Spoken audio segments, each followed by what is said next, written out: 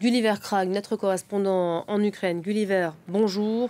La Russie qui vient donc de donner une date, elle va entériner demain l'annexion des territoires ukrainiens.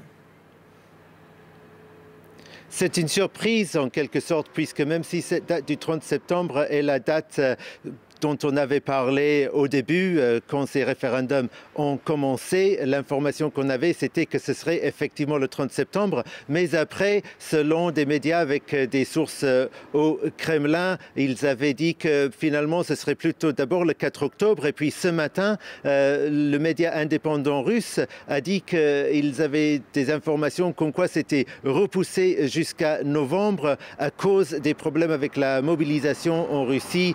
Selon les journalistes de Meduza et leurs sources, le Kremlin aurait décidé que ce n'était pas le moment d'annoncer ces annexions alors qu'il y a ces gens qui fuient la Russie, ces manifestations contre la mobilisation, etc.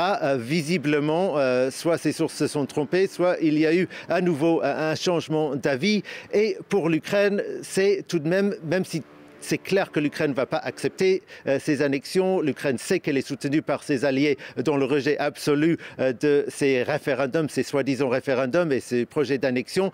C'est quand même quelque chose qui inquiète beaucoup en Ukraine, puisque la Russie a clairement dit qu'elle se réserve le droit d'utiliser toutes sortes d'armes contre une attaque sur son propre territoire. Maintenant, si elle va déclarer que ces régions d'Ukraine font partie de la Russie en réalité, la logique indiquerait que cela voudrait dire qu'elle peut maintenant accuser l'Ukraine d'attaquer le territoire souverain russe. Et bien sûr, c'est quelque chose qui fait un peu froid dans le dos pour les habitants de l'Ukraine. Voilà pour cette réaction à chaud, alors que la Russie vient donc de confirmer qu'elle officialiserait bien demain, qu'elle entérinerait l'annexion donc de ces 4 régions d'Ukraine, rattachement donc à la Russie d'ici quelques heures. Climat totalement opposé dans l'ouest du pays où vous vous trouvez, Gulliver, vous vous trouvez dans la région de Kiev, à Boutcha, où, après l'horreur de la guerre, peu à peu, la vie est en train de reprendre ses droits. Racontez-nous.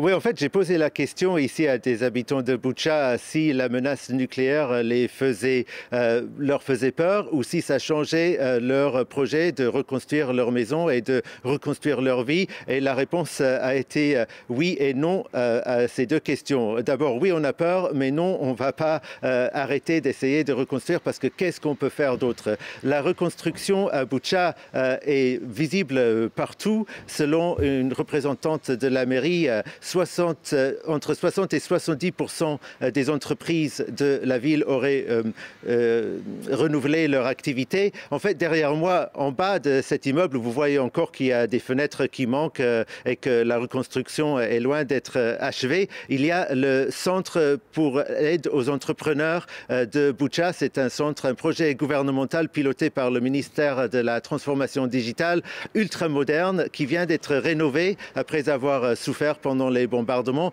et qui a renouvelé son activité en grande pompe aujourd'hui, justement pour montrer l'esprit d'optimisme que l'Ukraine a envie de projeter, qu'il y a, selon les gens à qui j'ai parlé ici à Boutcha, qui est réel, même si évidemment il y a beaucoup de difficultés, notamment pour la reconstruction des immeubles, parce qu'il y a des gens qui ne sont pas là, il y a des gens qui n'ont pas l'argent, qui n'ont pas envie de prendre les prêts nécessaires pour financer, par exemple, la réparation des toits. Merci beaucoup Gulliver Krag, en direct donc de Boutcha, dans la banlieue de